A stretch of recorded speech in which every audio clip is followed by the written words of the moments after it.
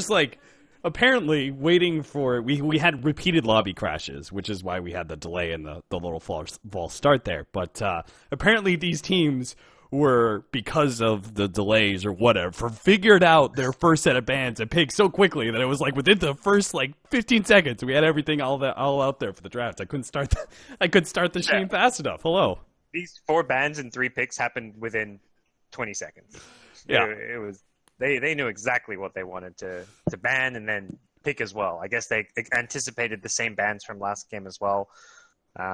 These are the exact same 4 bans, so. And then both teams are on the exact same side since NaVi's chosen and preferred Dire all 3 games. Secret get first pick again, I want to say. So very similar stuff. Yeah. I was about to say, it must be going so quickly because we have almost the exact same draft. And I mean, I don't know. Are you comfortable with the draft that NaVi had last game, seeing as they're the ones who lost?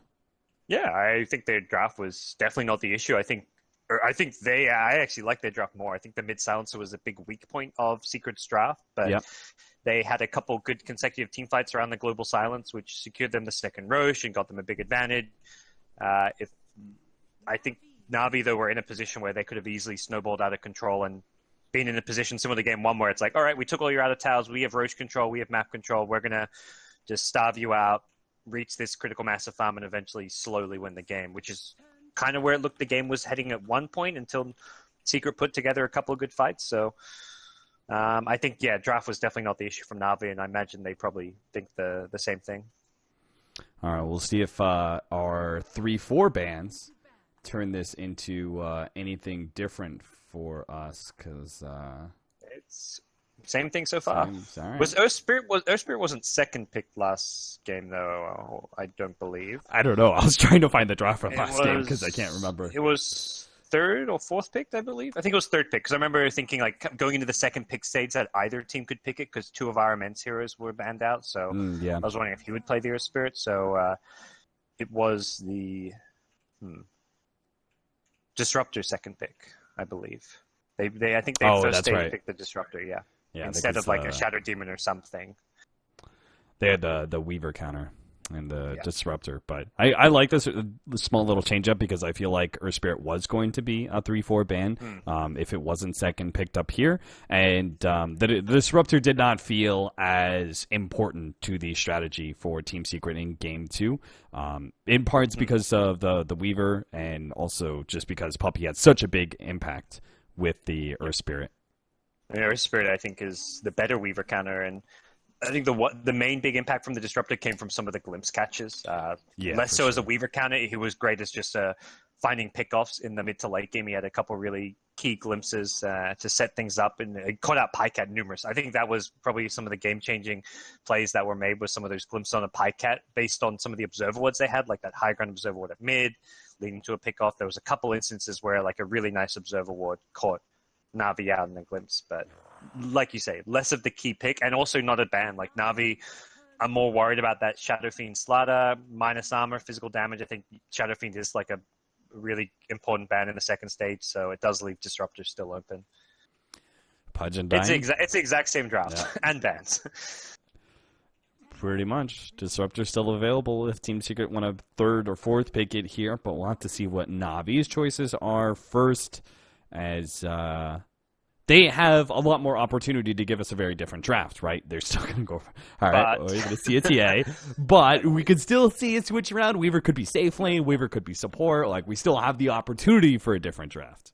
Yeah, I mean, I thought it was a really interesting game to watch, and I think there wasn't, like, to me, I slightly preferred Navi's draft, but it was like a 55-45 kind of thing. Like, I wouldn't mind watching that same game again. Like, it was, I think if you replay that exact same draft, it would play out a very different way. Like, you wouldn't see the early kills on TA maybe. Perhaps you see Dendy have a better time, if Dendy has a faster blink Desolator, or they give Sanking a faster blink, I think Navi has more playmaking potential. So there's a lot of different ways that Game 2 could have panned out if some small tweaks were made from either team.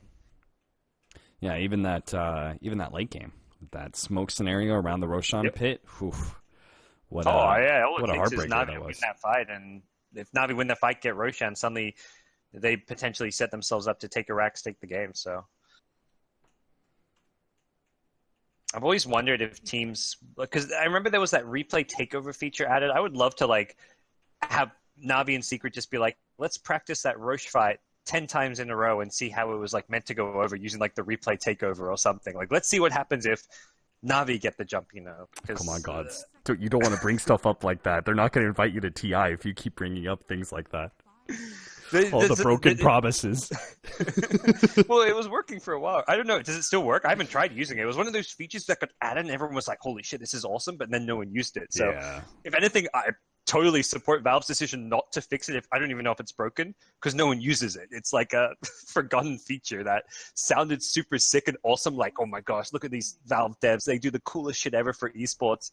And then no one uses it. All right, fourth pickup, NaVi. All right, keep the same draft. Let's keep it rolling, baby. Did they get the Venge or the what was Roman Zero? Venge last pick. What was their other support? Roman was playing the Sand King. Yeah, I think the Venge is maybe more important than the Sand King to that last draft. There's maybe some other heroes they get instead of Sand King, but I don't know. Actually, they're kind of limited on initiators. Maybe an Axe is a consideration if they want to swap the Weaver up to a support or a safe laner. The Axe is a big hero for general in Game 1. I think he played very well. Are you okay with Axe against Slardar? I think it works all right. It's not ideal, but it also, sometimes your team, like you blink and you call and TA gets on top, it sets Disruptor up for a pretty good static storm, so it's not always going to be wonderful for you. Yeah, it does. That was also another thought that I had is the AoE of Disruptor. It feels like the Sand King and his way of initiating, and he is rather independent in that regard and able to output his own kind of damage, does feel a little bit better against the potential combinations that Team Secret have at hand with all their AoE, and there it is. Okay. It's... I don't know. I mean, I don't even feel like I should be like discussing or analyzing the draft because we've said, I guess we can discuss it with last game in mind, but no, we need to stop talking about last game gods and just act for anybody who's just now tuning in to game 3 like we're gods of drafting. I feel like I hope Secret just don't ban Venge. Just please don't ban Venge and don't ban, what was the other hero? The PA. Oh, I think you actually have to ban PA. It's so good with Slaughter. That was like the amp damage of the PA. I almost just want them to replay the same draft. So that would be the first time ever. Like that has never happened. I don't think this has ever happened. Eight of the same picks. This has never happened before in a competitive best of 3 Dota 2 series. I've seen like the first opening 4, 5, or 6 picks, but I've never seen 8 of the same heroes. And we're going to see a PA. It's happening, Cap. I mean, the fact that we're seeing the same bands, the last because. Let's do the comparison here. Do you actually think that Lifestealer would be better for Team Secret than the PA? Because then they would have the Lifestealer Slardar combination. Yeah. I think it would be better. I think that's actually a true point. Fucking hell. All right. There's finally a little bit of a twist. And Night Shyamalan was directing this one. Oh, God. All right. So this is my favorite draft I've ever cast in a Dota 2 match. I'm like, what just happened? All right, so the question is the Weaver safe lane core and the Axe off lane going to be better than our previous draft of the Weaver off lane and Venge core? Well, the way that game played out, the Weaver ended up being as much of a carry, like more so than the Venge was. They turned the Venge into this like more utility hero, and that's where you would have like if you like 50 minutes in, they had the option to give Weaver a bit more farm, be the carry, and swap the Venge out for an Axe. I think NaVi would have rather have had an Axe there than the Venge, you know, like having that reliable initiation, the BKB pierce, the blade mail against the PA, like this is basically them running the same draft, but with the players on the roles that suits them better. Yeah, I like this. The Axe pickup against the Phantom Assassin. With the Weaver in mind, I feel like a safe lane Weaver should be able to get a lot done. If we have the early BKB pickup, turning it into an earlier. I'm not sure how that actually involves. Do you get the Desolator? Do you try and get a faster MKB? I'm not sure how that workaround goes, but I think a higher net worth Weaver could have a lot more impact, especially since that was the decision that that NaVi made last game, is they wanted the Weaver to be the full damage dealer, and then having this crisp initiation with General being able to potentially with a Blade Mail turn things around on the PA. I think that's going to be a fantastic change. I mean, yeah, a farmed axe late game can do very well against the PA with the Blade Mail, and you get some HP. It's a good Crimson Guard builder as well.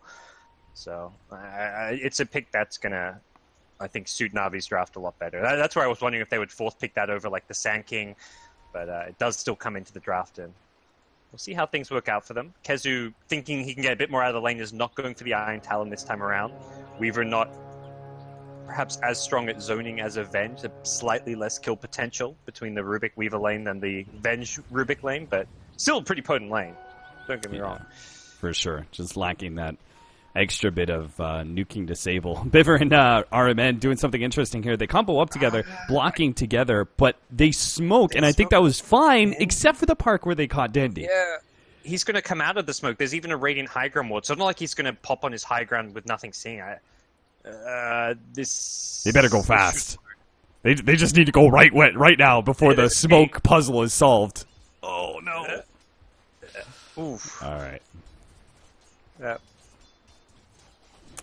Yeah, slightly misexecuted. They had an idea they wanted to do, but yeah. There's boots on Sand King. They could still go for this. For now, it's just the ward and the high ground. Puppy being the guardian to Midwan Silencer once again. He's going to go for the high ground check. Sure enough, there is RMN sitting there. Burrow Strike level 1. Which means Kezu just got some free time in his lane. Well, I say free time. He actually really didn't get too much. Looks like the lane's pushing forward, though. He's got double range creeps, so... Yeah. They'll try to pull this back. They've actually already stacked the neutral camp, though, so this doesn't end too poorly for Na'Vi. They'll be able to deny a wave or two of XP and farm from Kezu following this, and maybe even get some farm on the Rubik. They're already pulling it over, trying to catch these range creeps. Take those 2 range creeps away, that's a lot of XP that Kezu is not going to end up getting. That's interesting. Is this... Yeah, they blocked out their own hard camp on the Radiant side. They're going to have RMN coming over. General might be able to... No, not going to follow that. I want to... Fortunately, he's not level 2, so no battle hunger or anything like that he can try and chase down a support. Just a bit of space, granted. General will have this creep wave push into him and get a lot of farm. Yeah. I wonder if that's a misclick from Pilot Eye, perhaps. I'm not sure if you want to block that camp when you're running like a... I guess if it's an aggressive dual lane, you perhaps do, but if it's just General down there, you want to have access to that side pull to do similar things to what Navi's doing up top. Yeah. Kezu had that nice double range creep situation where the lane was going to push into him, but he has since found his lane been pulled and is losing at least a lot of gold. Still keeping some experience thanks to the neutral creeps, but... Gets some experience. He also got the bounty rune too, which is pretty nice, so it gives him a little boost. So he'll have boots at least at a decent time. Feels like he's going to reach like a similar timing on his level 4 plus boots as last game with the Iron Talon. Dendy, though, has vacated his lane and gone jungle. He's having a very rough time once again. This is actually worse than last game, what's happened to him. So this is... And that's with that early smoke, so this is a bit of a concern. Highlight Eye goes down. Armed was contesting the easy camp pull, and I guess they found the opportunity to get a Burrow Strike on the Disruptor, turning things around. MP making a jump on a General here, thinking that maybe with Pilot Die they can actually do something here. They've got 2 versus 3. RMN kind of sticking around, seeing if he can help General if possible. He still has a call ready to go. The stun's going to land. They get the slow, and that will be the end of General, even with that armor upgrade. So 1-1 now. Yeah, Iron Man could have gone in for a stun, but unless they got really lucky with the axe spins, that would have been 2 deaths. So it makes the safe play and just lets the axe go down. 3 heroes rotate for that, and you're still doing very well in this offlane, and now axe can TP in, and you can look to turn around and fight. He brings a salve, and Pilot Eyes could be very careful. Kezu, it's dropped. Nice little pick up there. Kezu trying to make that lane work. For the most part, it was kind of turning out okay, but finally he does give that extra gold to the Weaver, and that's dangerous, seeing as we talked about how the Weaver's farm in this game. It's going to be higher than it was last game. Upped his priority in this game, and feeding that extra bit of gold is going to hurt quite a bit. Dendy finally gets the money for his bottle, although Courier heading top, that should not be... I guess Denny may just head back to base to heal up after this, but he is struggling to farm. There we go. Courier goes back. He's going to pick up his... Actually goes for the boots before the bottle. Perhaps just going to be prioritizing getting the ball a bit later, using the shrines to heal up, but bottom lane, Roman needs to be careful. I don't know if he's got a good escape for this one. Still has the Burrow Strike, and Paladai is out of mana. Oh, Burrow Strike over to the side. Puppey missed his roll in. Now General's blocking the exit there. We'll be able to give RMN the exit out, it looks like, with the call in. Puppey doesn't have anything, so Sand King, they were kind of trying to bait him in, but it wasn't good enough.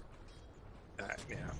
The big concern is still this mid lane where Dendy he has left this mid lane. He's been jungling for the last 2 minutes, I think.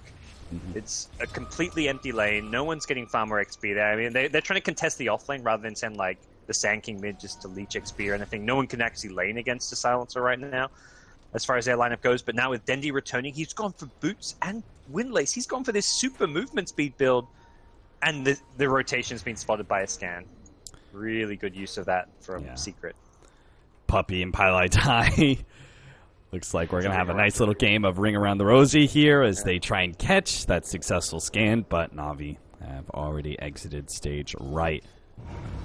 Roll in, attempt to go on to Dendy here, misses the roll in, will manage to hit the kick though. Dendy has a refraction, fresh up. It's going to be eaten through pretty quickly by that Orb of Venom of Puppies, and that's going to be it. Going in bottom though. Yeah, those supports showing in mid lane means RMN feels pretty comfortable going for MP. MP, he knows he's not feeling comfortable. He tries to eat his way through the trees. Nice juke out there. Phantom Strike just before the Burrow Strike could come in from RMN. Over to the left-hand side. We missed that one. The Rubik goes down. Looks like Puppey and Kezu managed to catch Biver. Well, we asked how things would change in the game 2, and it feels like Secret have won the early game much better than they did last game. Like, mid one is completely pushed Dendy out of the lane. Dendy, I think, is kind of reacting to what happened last game and just saying, look, I don't even want to have to deal with these Earth Spirit rolls. He just wants to straight up jungle. The one difference is NaVi are contesting this offlane a bit more. They're not giving MP the easy time he had in game 1 as far as free farm goes.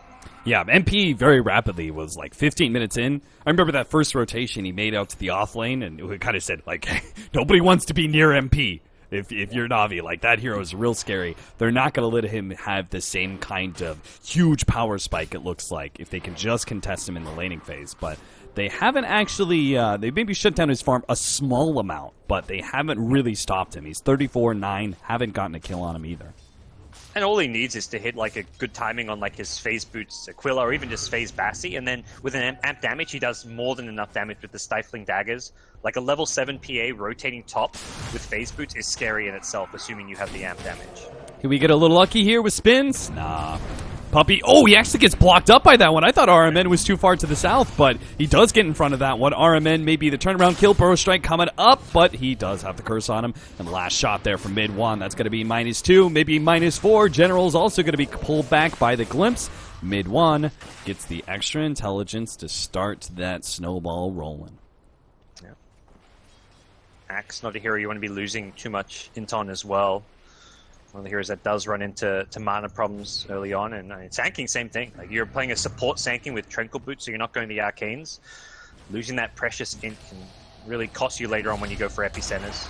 They're going for Kezu here. Burrow Strike will land up. They'll get that kill. Meanwhile, Biver did die again here. Looks like Puppey managed to catch him in the mid lane. Biver's been kind of showing himself at mid sometimes just because Dendy has forsaken that lane. Yeah, it seems like, our TA is going to jungle, someone should get the farm and XP, let's just send Rubik there, but a couple of cheap kills, it seems, getting picked up. Pycat pressuring this top tower, though. This is the first real tower pressure we've seen from either team. And PA, not a hero known for really able to pressure tier 1 towers early on, and that's where Secret are the ones who have to react to the tower push, because they're not going to be able to find trades. Telekinesis, but RMN is not going around, because he has this ward placed behind the tower. He also saw Puppey coming in.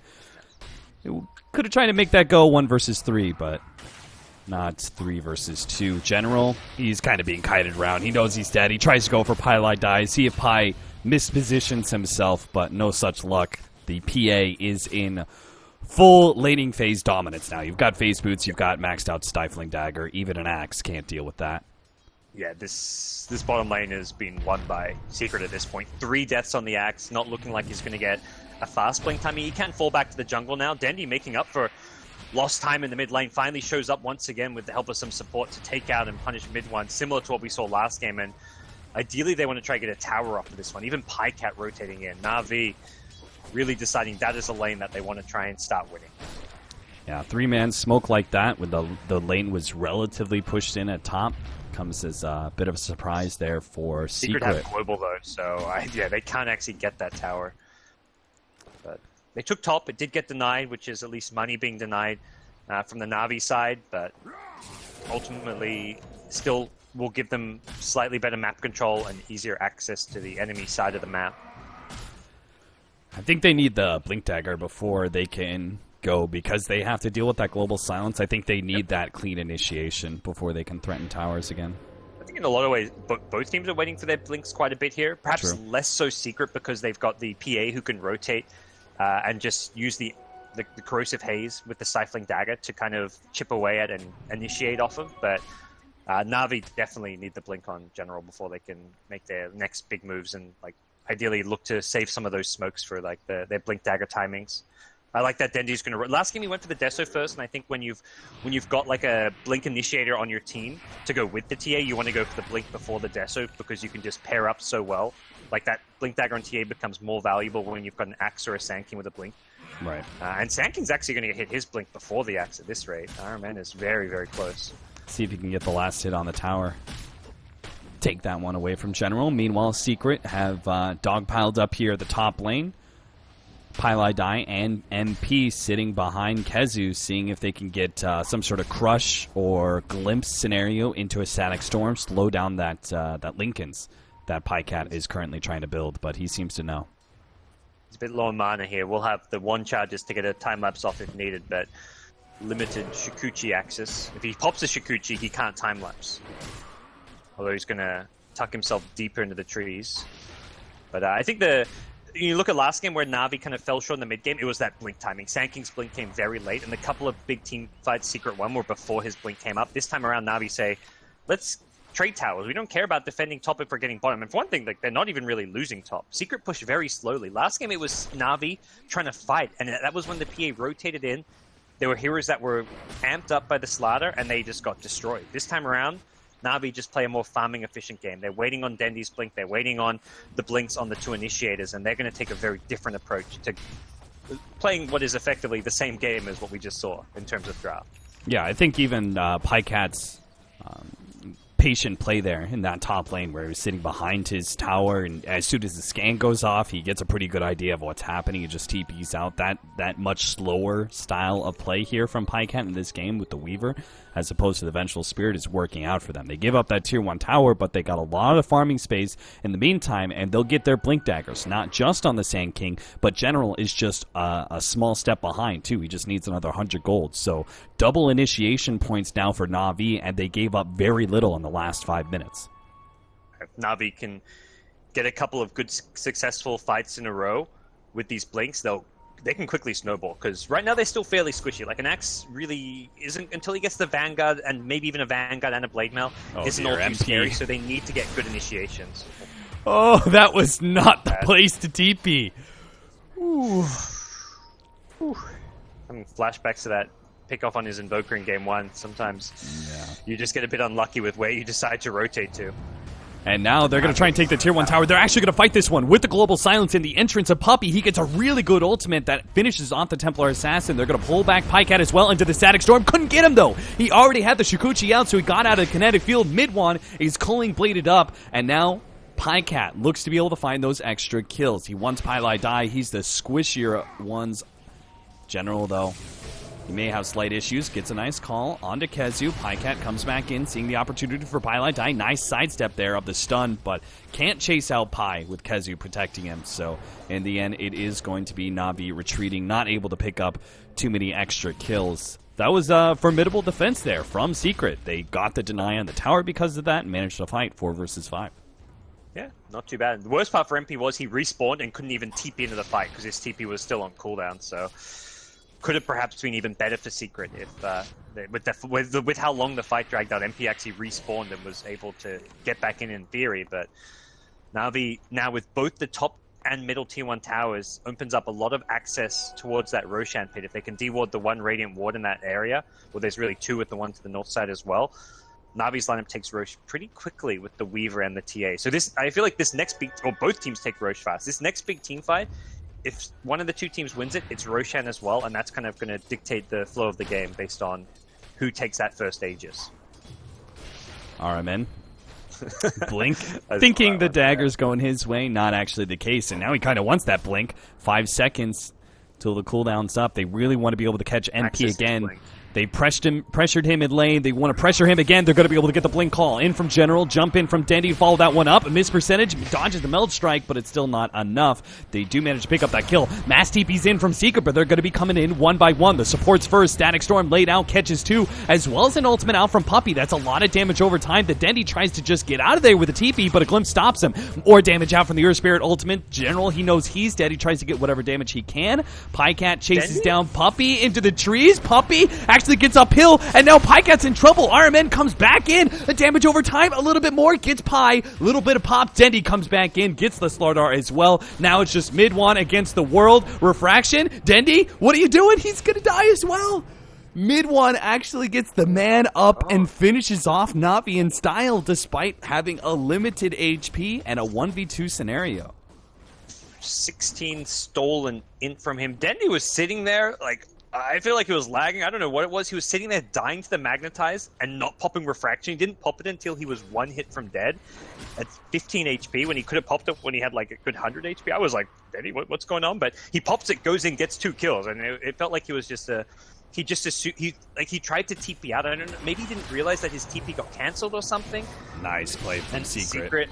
Yeah, they followed up with another pick. They'd love to get into the Roshan pit. They've got good vision around the area. It's just how much they're worried about the Navi blink initiation into that pit. But I think with Epicenter down and the fact that Axe doesn't have his follow-up item, if Axe has a Blade Mail or a Vanguard, it's a bit trickier to take Roshan because the Blade Mail onto the PA can be really problematic. But without those extra items, right now Secret, if they should be strong enough to take Aegis. But Navi are trying to get in there and trying to stop this one. They need the swarm badly from Pycat, and if it connects pretty well, Global Silence goes down, but Roshan is still not dead. It's going to take some time. Full commitment. RMN makes the jump in. Static Storm laid out preemptively. Now the jump in from Dendy. It may cost him. He managed to pick up the Aegis, but he's going to lose this life pretty soon. Already 2 down. The big 2 cores of Secret. Now it's just going to be cleanup time for Navi. They're going to be able to get Puppey and a jump forward. General catches Pylai Die, gets him with the slow, the Battle Hunker. RMN will gladly oblige with a follow-up. Gets the Burrow Strike, and Dendy is here to collect that kill. Or not. RMN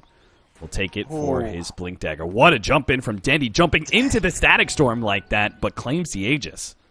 Yeah, that was such a crucial moment for this game. If PA or Silencer gets that Aegis instead, that fight goes back. That's a Secret favorite fight. Maybe not as one-sided as it was for Navi. Maybe it's like a 2-for-3 or a 2-for-4, but Secret win that fight if they secure themselves Aegis. The problem is they use the Global Silence to try and finish off Roshan. So they pop the Silence, and then they're still hitting Rosh. They're not fighting with the Global Silence. So by the time the fight starts breaking out, Dendy doesn't have, for one thing, has a second life, and for the other thing, they just don't have that Global Silence to fight Navi with, because they were using it not to fight, but yeah, just to try and secure Roshan, which they didn't even succeed in doing so. If they do succeed in getting Rosh, it pays for itself, but not the case.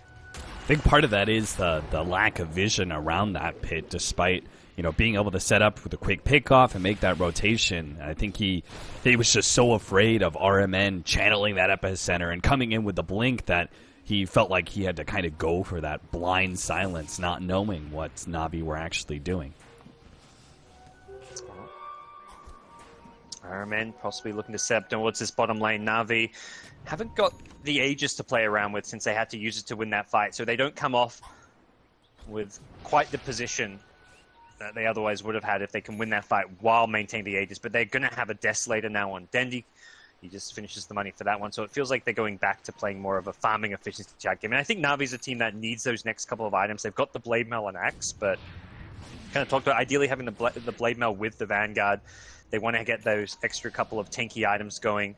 The TA Desolator makes a big difference. So Navi's lineup looking, at least currently, a bit more item dependent. I think on the Secret side, you're really looking at that Desolator timing, but more than anything, Secret want to fight around their spells, the Global Silence. Navi, they want to fight around item pickups. See if this smoke allows them to get the initiation. They were hoping to be able to catch Pycat. Not a chance here. I thought maybe NaVi would actually leave that opening and have Pycat play the farm role while the other four look for fights, seeing as they had such a big peak. But Scan pays off. Scan does see the rotation in. NaVi knows what happened. And then he saw no one defending the mid lane. There's creeps on a tier 2 tower at mid and no heroes hitting it. That's like a telltale sign your opponents are smoked up. So should be very apparent that mid one was baiting there at the bottom lane with 4 heroes sitting behind him. Still could be worth, if you can jump mid one and burst him down, it is worth doing since he's the global silence, but you've got to make sure you actually kill him off. Range creep? That guy's a sniper. Did you see him? He just started chasing down General in the trees for some reason. Range creep vision is something else. Yeah, it really is. Looks like Secret are finally going to give up on fighting around that tier 2. It's too low and too... I think the terrain is too hard to fight around when you don't have that smoke initiation wraparound, so... Giving it up. Mid one is still maintaining the top net worth. That is a small glimmer of hope here for Secret, but I'm not sure if a farm silencer is going to be able to accomplish the same kind of things that MP did in the mid game with their Phantom Assassin. Yeah, the PA is the big hero. Like they were able to fight really well around the BKB timing last game. This BKB is still a bit of a ways off, and it's not going to be quite the influential item it was last game because Axe with a Blink Blade Mail and gets a bit of extra HP in the Vanguard, suddenly he can fight. Dendy, with the initiation from RMN, will get a clean pick-off on Puppey, allowing them to take control of this Tier 2 tower area. Glimpse back, but unlikely to result in much. Lincoln's blocking the Stifling Dagger, and Secret lose their Tier 2. Last one remaining is in the top lane. That'll start opening up shrines for NaVi, and probably a very easy Game 3 if they can actually get the Tier 2 and the remaining structures. That'll be too big of a net worth lead and too much map control, I think, for Secret to come back. Yeah, it gets tough. I mean, they're playing for that late game. They've got the Midas on the Slider now, but PA doesn't have good farming tools, so this PA is not going to be able to maintain a good level of farm once you're down all your outer towers and you lose your shrines. That's where PA will not just be like 2 to 3k behind some of the enemy core heroes. You'll fall by 5-6k behind the TA. You'll be a good 3,000 net worth behind an Axe or a Weaver. Like, we won't be seeing PA keep up with any of the NaVi cores once you lose that map control. Man, how much do you think... I mean, I think it's a decent percentage. Glimpse back, pulled in once again. We've seen the story time and time again from RMN. I was going to ask you, how much of this aggressive play from RMN, how much do you think is intentional, the way he's always running into the enemy like this, and how much do you think is you know, like, occasionally it's got to be coincidental, the way he just is always right in the enemy's face like this? I think it's very much a play style thing with him, where he loves to go for these aggressive, like, solo moves around the map. He's often the one, like, getting that vision for... I mean, it's very much a vision thing more than anything. Like, he's not expecting to be able to get solo kills. Like, that's just unrealistic. The only hero who has the HP to solo kill is Pylite and Disruptor, which is not... You're not going to use an Epicenter for a Disruptor kill at this stage. So I think it's very intentional, but at the same time, sometimes it perhaps comes to the detriment of his team, but I think it's paid off more than it's hurt them, at least so far in this Game 3. And I think Game 2 it paid off more than it hurt them as well. Yeah. Even though there were a couple moments where it looked like he got caught out by himself. Yeah, there was a lot of time where he just bought space. General is going to be target here of Secret's full rotation. They're going to get the glimpse back deep inside their jungle. Even Static Storm being used just to ensure this big kill on the Axe. 45 seconds. We'll see what Secret does with this window. Yeah, I mean, unlike the Sand King, that's an Axe who's just like trying to farm. He's just like, all right. Yeah. I think he's under the impression that Secret are playing very passive on their side of the map, so he feels safe and confident farming in the jungle there, but all it takes is like one Disruptor to scout him out, and then the entire Secret team converge on him.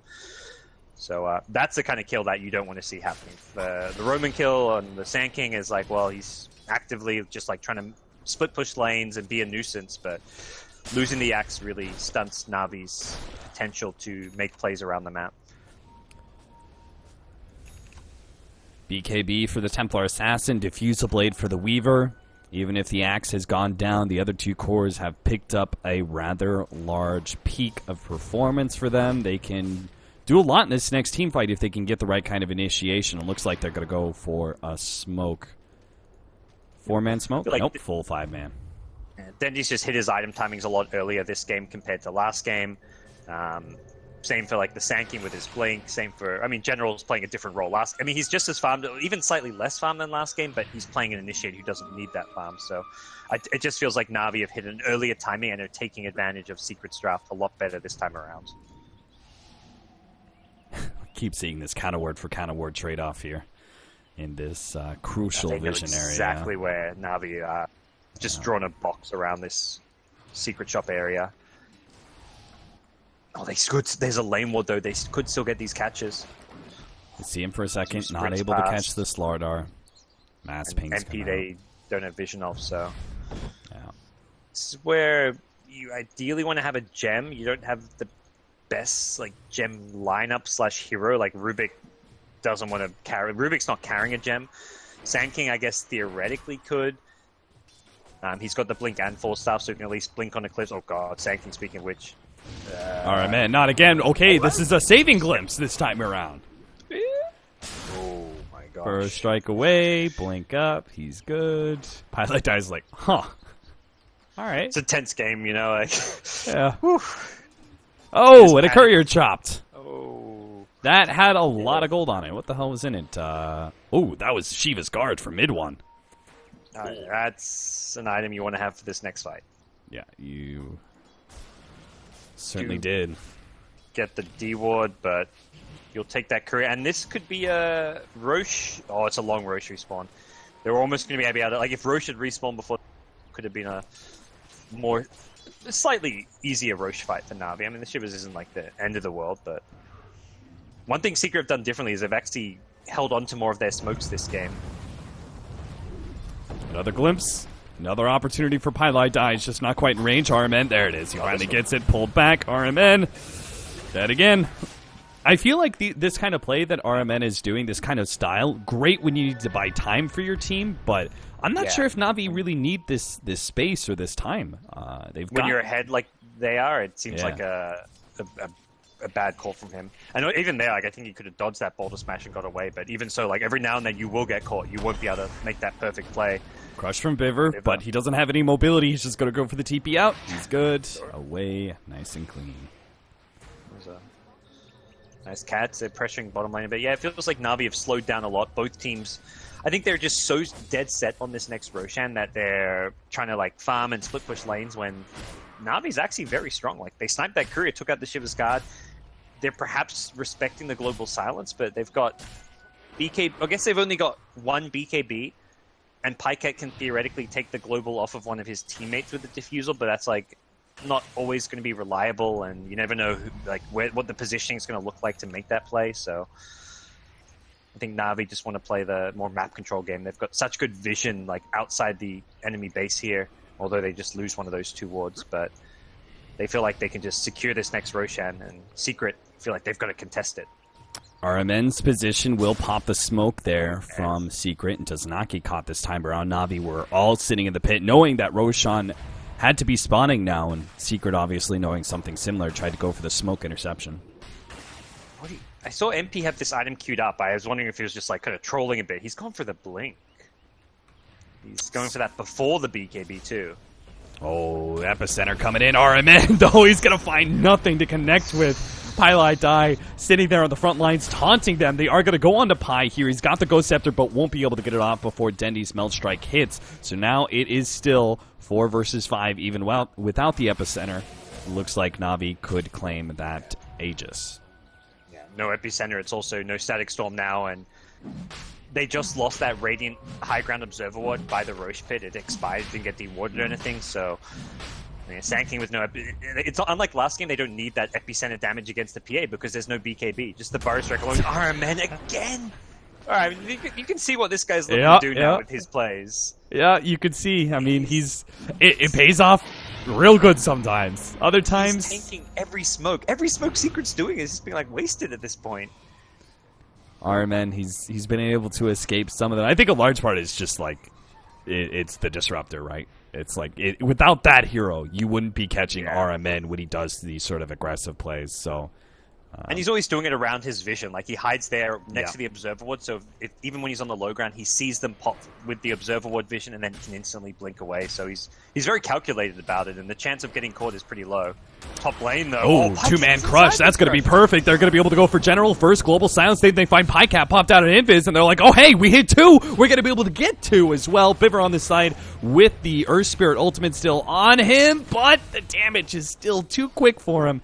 They lose 3 on the side of Navi. Secret, they've been, should have been behind this whole entire game, yeah.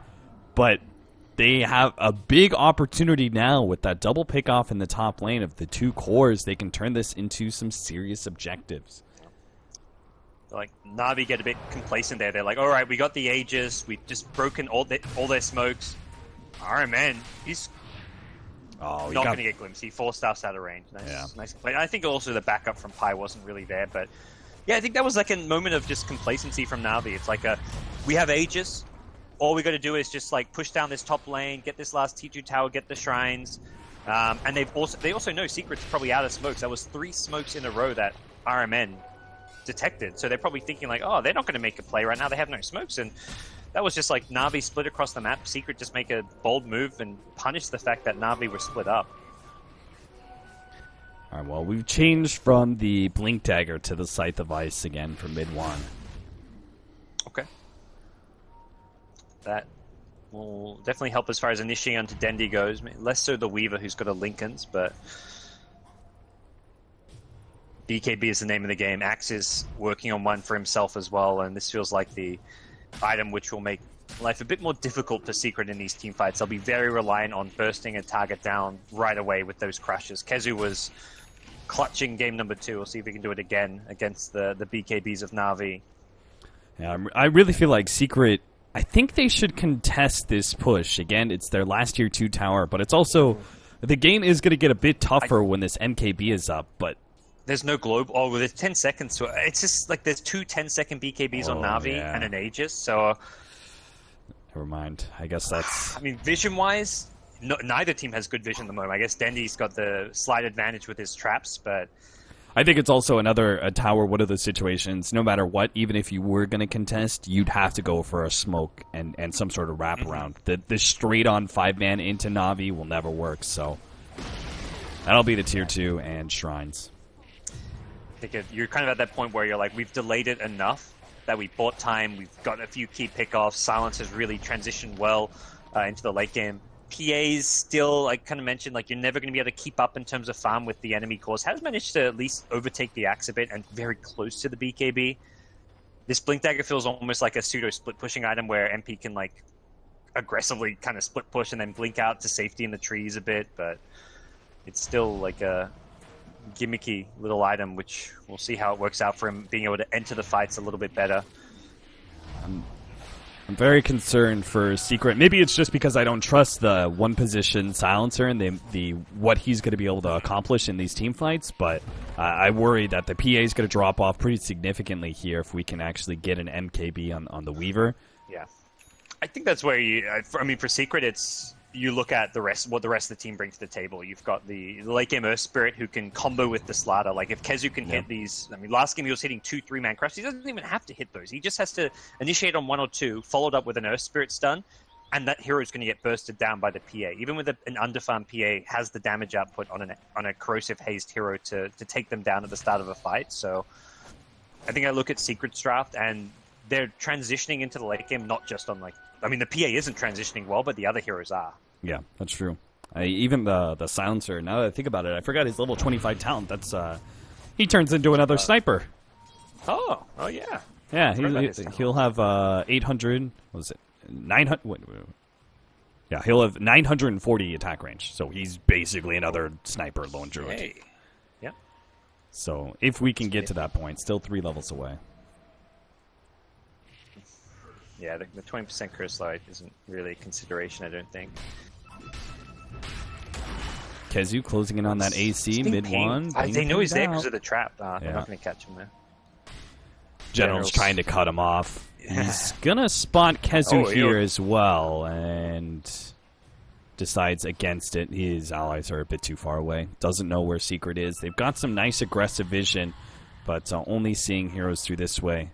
And the Disruptor. That was risky from mid one. He didn't have buyback if he somehow gets caught there. I mean, General's not going to solo kill him by any means, but if Dendi gets... I mean, Dendi wasn't there. Neither was Sanking. It was just a Weaver who isn't doing a whole lot of damage yet. I mean, it's the exact same build we saw last game. I think this is still an okay build. It feels like going for the defensive items first against all these silences allows you to team fight, and it's a big reason why they were able to like take out all these outer towers, but NaVi do need Pycat to now start transitioning to those late game items. And he is going to be ahead of the PA. That's really the big thing is here. It's like last game, like Weaver eventually gets up towards the MKB, but PA has enough items like with the Abyssal Blade that she can still fight the Weaver and fight the TA as well. But this game around, Weaver and TA are both miles ahead of PA.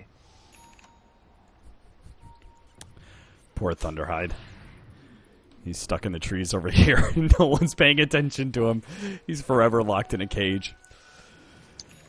Double damage picked up by Pycat. I thought for a second maybe with the MKB on Dendi that they might try and make something happen, but he's just using it to farm. They're closing in on the MKB as Pycat as well. This PA is going to have potentially very little relevance in these team fights with these two anti-evasion pickups, and it's going to be all on mid one to carry out some hefty damage.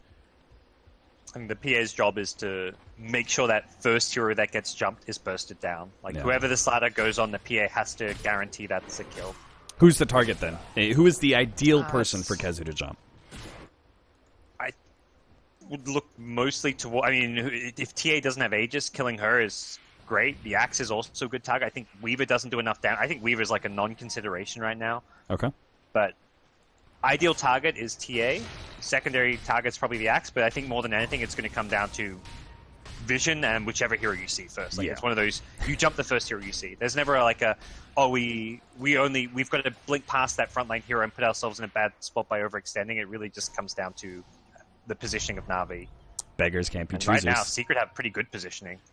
Yeah, Secret around the high ground here. Blink forward by General. They do manage to catch Mid-Wan here. Mid-Wan's by himself. He's just going to get blown apart by the three cores. And Secret may try and fight this one out. MP pops his BKB, turns, goes for RMN, but the BKBs of NaVi rendering so many of these heroes too tanky for Secret to deal with. MP turns, fights, tries to get a Blink Strike. He gets Biver, but come on. It's just a hard fight position. They've lost 3 from Secret, and they're going to be forced into 1 buyback because that's all they have. This PA just hasn't been able to keep up, and we saw there, pops a BKB, tries to attack, this tickles NaVi.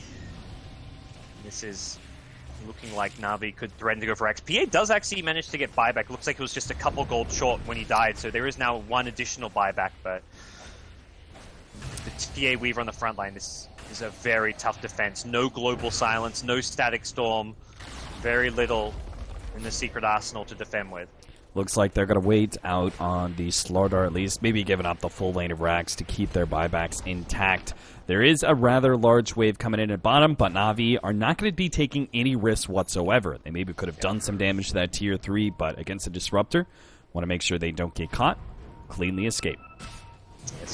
Some serious discipline from NaVi. I think it's one of those things where you're a new team, this is big tournaments you're playing in. Yeah, it's a qualifiers, but it's for one of like the closest thing to a major that's not a major in DAC, and playing one of the top European teams right now in Secret. They can see how close they are to making all the safe defensive calls for the most part. Smoke available on Puppey. We'll see if Secret can make a good move out to contest that Roshan. It's been RMN so many times scouting these out, and with the Observer here, he's in the perfect spot to once again reveal the smoke. General comes in, managed to get the 2-man call. Dendi tries to follow this one up. They're going to be able to take down 2. Kezu, he actually gets crushed up. RMN managed to hit that one. Triple kill for General. Pylai die.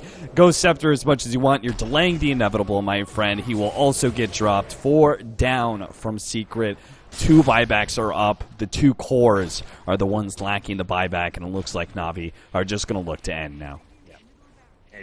It really came down to a game of map control. Once you lose all those towers, it allows NaVi to get all these aggressive wards up, camp by those wards to spot the smokes out, use the traps very effectively. Dendi's been covering the map in traps to get intel for his team, and the map vision and control that NaVi have had is what's really secured it for them in the late game. Game number 2, well, the game we just saw, was won through a few key smoke ganks from Secret that didn't get scattered up. This time around, every smoke was being revealed, and that's really been the deciding factor here. NaVi get a second lane. They're not going to push their luck and try go for a third. They're just going to take the safe play and go for Roche, it looks like. So Secret will have one last team fight in them. It's going to be toughest battle yet. These team fights have been anything but close. They've been rather one-sided to NaVi. Vision is going to scout Secret as they start making their way towards the Roshan pit. They don't have any smokes, I presume, to work with. And they would have been too late anyway. Puppy's going to get caught out here. RMN slows him down. Enough for Biver to get the telekinesis. Now they can get the crush off as well. Puppy is down. He has buyback. And they're going to need it. They're going to need their full 5 against NaVi, who are coming in with what I think is an Aegis and cheese, right? They have a cheese somewhere? Or maybe not. Where's that? Only the second Roche? Oh, it's in the pit. Okay, all right. I'm pretty sure I can count to 3. I don't work at Valve, and that is a cheese in the Roshan pit, so... well, something for NaVi to collect later, I guess. I don't know if Dendy's got the memo yet. He's in the neighborhood. They're letting it ferment.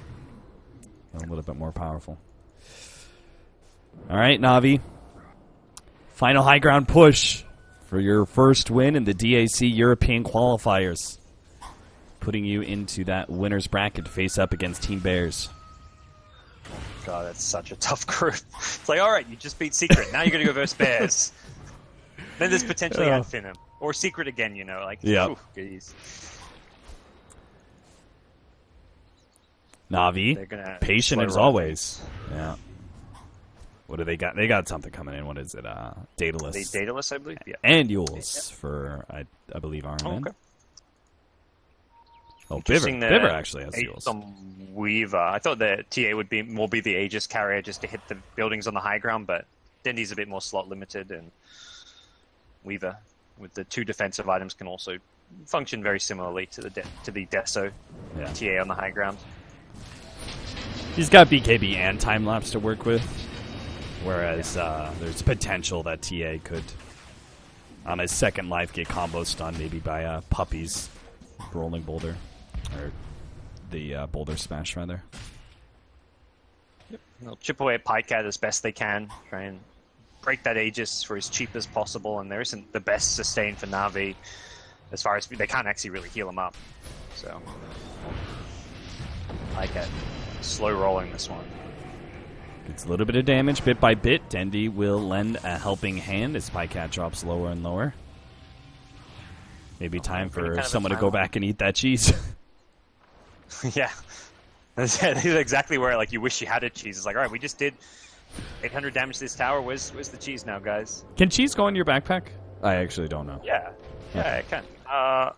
I'm 95% sure it can, at least. Yeah, I think it's just Aegis and Gem that can't. Yeah. There's supports should have. I mean, Ruby could drop a magic wand or something, you know. It's fine.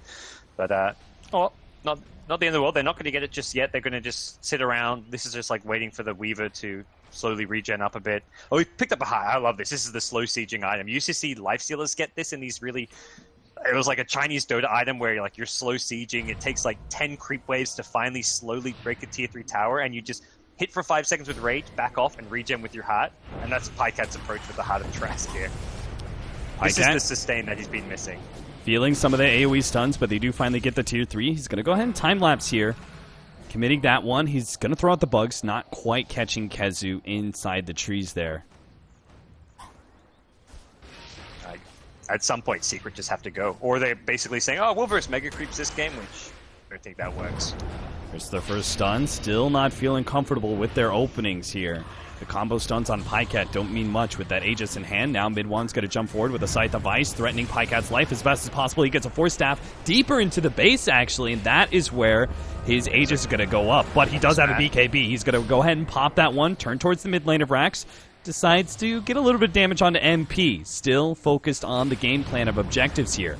The glyph goes down. Puppey tries to make his initiation, jumps forward. Global Silence is out, but NaVi, they've gotten themselves pretty far back, even smoking for some of those heroes in the back lines. Now General goes in big. He manages to catch MP with a blade mail with Dendy on the damage dealing. They're going to be able to finish him off. There goes a buyback. Already one. Maybe Puppey. That's going to make it two. Another Culling Blade out. Epicenter comes in. RMN hits it big time, almost finishing off Pylite, dying, getting a lot of damage onto mid one. Padcat right on top of mid one. Knows this is the big damage dealer. He needs to be able to finish him off. The time lapse goes down. Oh, PA gets dropped again. Mid one goes down. He has a buyback, but he's losing all of his allies here. And how can a silencer possibly stop this by himself? Well, if they have the combo stones on Pycat, maybe they can actually do it. Jump forward here. General does manage to get the call on a mid one with the blade mail still going out. He needs some extra damage though, and he may not be able to have it. General dieback just like that. 90 seconds down. The rest of NaVi have played it a little bit safer. They're going to back out. Ooh. Okay. Secret hold. Yeah. You can definitely call it that, and this is all right. Interesting say that this is like the no one has buyback state of the game now. Well, Weaver and Sand do. So, ideally for NaVi, you wait the Weaver to come back alive and try and abuse the fact that he has buyback and no one on Secret does. But they're gonna go for a pick. Look for the pick. Yeah. They got Puppey. Oh, nice three-man crush out from Kezu. Maybe they turn this around. Pylite Die has Static Storm. Can he catch something here? They're gonna go forward. Glimpse back. Dendy turns around. Oh, one shot Puppey just like that with the corrosive haze on him. He makes short work of Puppey, the captain of Team Secret. So now they're left with him with no buyback for 70 seconds. NaVi, they are still at a bit of a risk here. They do have two heroes with no buyback, Dendy and General. So if a fight goes completely terrible for them as they push high ground again, Team Secret could respond and do something big. Yeah. And NaVi's advantage still comes from their vision. Like even right now they don't have wards, but they have TA traps surrounding that top side of the Radiant base. Leaving without going undetected is very difficult for Team Secret at this point, and that's where NaVi can pick and choose their fights. Like RMM was just camping on top of a cliff. He just wants to see anything coming their way, and it's very hard for Secret to make aggressive moves out on the map now that they're down 5 of their 6 racks, and they've just got no vision whatsoever. Leaving their base is just not really an option. So if NaVi want to play safe, they can wait those buybacks out, but I have a feeling they want to probably take advantage of the fact that Secret themselves don't have buyback, and Weaver, the one hero of 10 that does. So, oh, there we go. They got the cheese, Cap. Yeah, I was about to say, important thing, gods. Right. They got the cheese, and they have a double damage, so I think you're absolutely right. Time to close out the game. Yeah, Weaver can ideally go in. If you really want to just pop the BKB preemptively, that's an option. Yeah, with the double damage, he can he can't finish his Ag Scepter. He has just about enough money, but getting to that shop seems impossible right now. RMN turns around, manages to get the stun onto Kezu. Static Storm gets laid out. There goes those BKBs. Pycat not making much use of his BKB. Now turns towards that melee Rax, but it's going to wear out soon. Slowed down a little bit. Shikuchi away. He'll be fine. Melee Rax at half health. Secret still have to battle all these super creeps coming in from the mid and bottom lanes while Tycat chips away at this melee Rax thanks in part to the heart and cheese that he still has as backup. So tough. You're slowly losing your tier 4 towers. They have to make a full commitment here. They're going to try and finish off Pycat. They have the Lotus Orb. A couple of 4 stats. They do get him away. MP and his BKB were not enough to be able to finish on Pycat, who time lapses to full health and will go for that melee. Rax finishing up. That should be Mega's. 1 hit left. Combo stuns. Pycat. Could he get dropped again here? He doesn't have time lapse. He gets it up just in time. Bounces back a dagger over to MP. That's Mega's now that Secret have to contend with. But they are going to continue to try and fight this one out. That's like a sigh of relief from NaVi. They had to work. That's the hardest I think I've ever seen a team have to work to get mega creeps.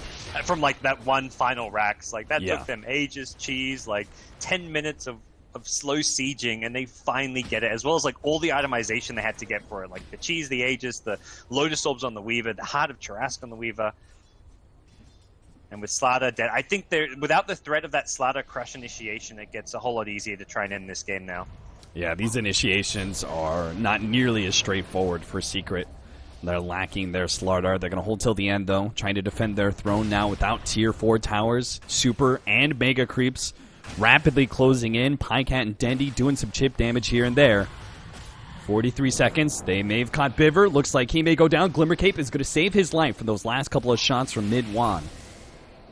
NaVi They smell blood. They're going to be able to catch Midwan here with a small stun. Midwan gets back to the fountain. General manages to catch MP with a blade mail to help with Dandy once again. They're going to try and get this combination, but MP goes for the back lines. Pycat, as the damage dealer, feels a little bit of threat. Time lapses all off, finishes off Midwan, and that'll be it. Pylai Dai will have to watch once again as his throne explodes.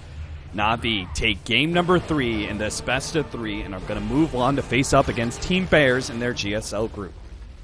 Ooh, that was a very tight, intense best of 3 series. I mean, you can see it often in these like online matches. Teams will just play like a bit more gung-ho and not like slow siege or play like as cautiously as what we saw here. But these teams played this as if this was like a final or something. This was very neck and neck.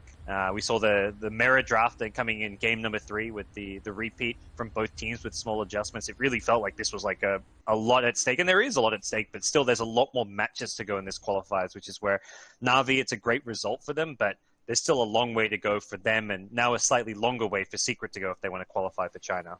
Yeah, absolutely. NaVi have taken the first step, though. They were probably 3rd seed in their group, and they have just beat that 2nd place Team Secret. We'll see whether or not they can take out Team Bears, the big unknown of the group. Maybe NaVi can find their way a short route to the playoffs and see if they can go from there to securing that DAC slot. They seem to be the best team that we've seen so far, getting better and better as time goes on. We'll see if they can continue that growth with the tough road ahead. That is going to be it for the night, though. Thanks very much for watching the European qualifiers. It's 2 best of 3s every single day. We're going to be coming back tomorrow with, is it the winners matchups? We have Bears versus NaVi. We both winners matches, actually. Yeah, okay. Bears, NaVi, and then Liquid Cloud9. So. Ooh, nice. That will be a very good fun day. Good day of Dota. Absolutely. So that's going to be it. I think you guys, is Starladder still going on, or did that finish up tomorrow? Yesterday? Starladder's all done. So America later on tonight. So I think NP is playing and Onyx is playing. So. Not quite the blockbuster matches of yesterday with DC Wanted, but still some good matches tonight for North America. Yeah, you guys can check that out. I think we've got it starting in 15 minutes. So check that out. DAC will continue tomorrow with Gods and I, the European qualifier at 6 a.m. PST. I don't know what that is, CET, but it's there every single time on the outro. Thanks for watching.